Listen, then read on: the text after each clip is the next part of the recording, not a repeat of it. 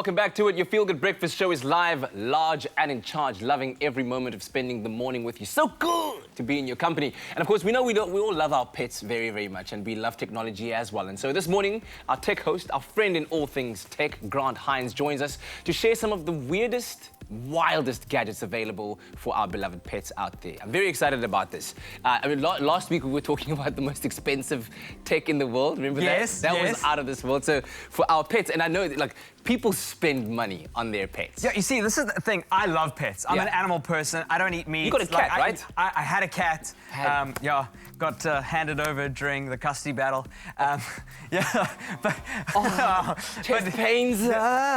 But again, like, remember, animals don't necessarily like comprehend what you're getting for them tech-wise. Yeah, okay. You know what I'm saying? You know when you have like a kid that's like a year old, like you can give a kid like a very simple toy and they got this. Yeah. You know, you have to get them a Ninja Turtle. You know what I'm saying?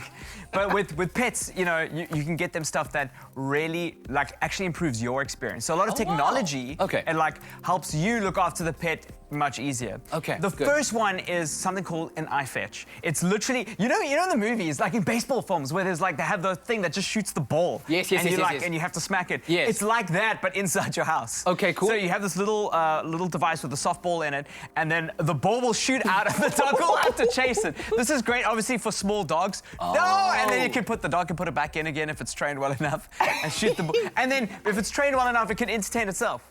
You know? So if your dog is at home, there we go. You know, you can do that. That is crazy. Okay, cool. So like you can be cooking in the kitchen, and the iFetch is basically playing fetch with your dog.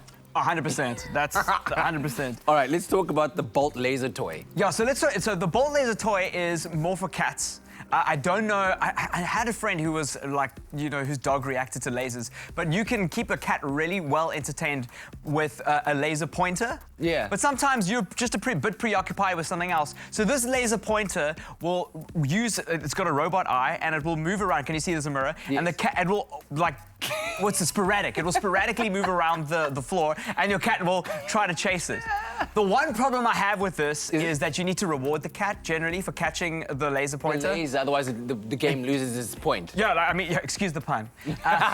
So the cat can chase the laser. If you've got a normal laser pointer at home and you can't afford something as fancy as that, that is a really good way to do it. But have some cat treats with you, and then put them down and lead the laser pointer to it. And then I heard that in the next model of this cat laser pointer toy, they have a function where you can make it shoot out a cucumber. Oh yes. Why are cats scared of cucumbers? Is there a veterinarian out there that can tell us why cats are scared of cucumbers? Explain. I don't know. It must be an ancient relation between cats and cucumbers. All right. There's an HD pet camera that you can get for your little one. Yeah, so HD pet cameras are becoming really popular because, you know, both people are working at home generally, like if you're a household of two, and you want to be able to either communicate with your animal, so dogs can, you know, if there's audio and visual cues, they can communicate them, but also be able to check up and make sure that your dog is safe. This one in particular is you can put treats in it. Okay. You can load up treats and then dispense treats remotely. That's cool. So you could be at work and you could give your dog treats remotely, just rewarded by talking to your pupper. Again, this is mostly for dogs, not for cats. So yeah, and it's a little bit high end, I think, and I think a few people are going to be getting it. It's a nice novelty, but it's also good to know like how your animal is doing, you know? Okay, how about the pet fountain? So the pet fountain is running water for your animal. Most cats specifically won't drink water if it's still, and also it's actually healthier because it stops the water from stagnating. And it's nice to have a water feature in your house. You know what I mean? It kind of gives like that little trickle, that constant trickle of.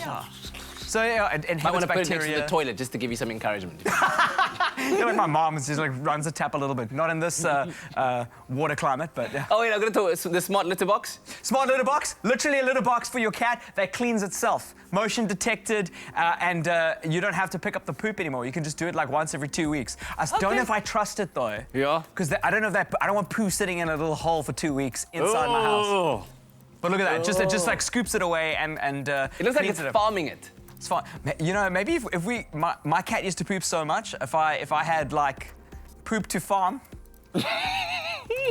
Eskom wouldn't be having this problem right now. Maybe if you could find a way of generating the methane from the poop into electrical energy, that could be some form of sustainable engineering for your house. Hey, but that's the mission for another day. Grant Heinz, thank you very, very much. Some cool gadgets there to make your life and your pet's life a little bit easier. So right now, let's get some advice on how to care for our pets in this cold, cold weather.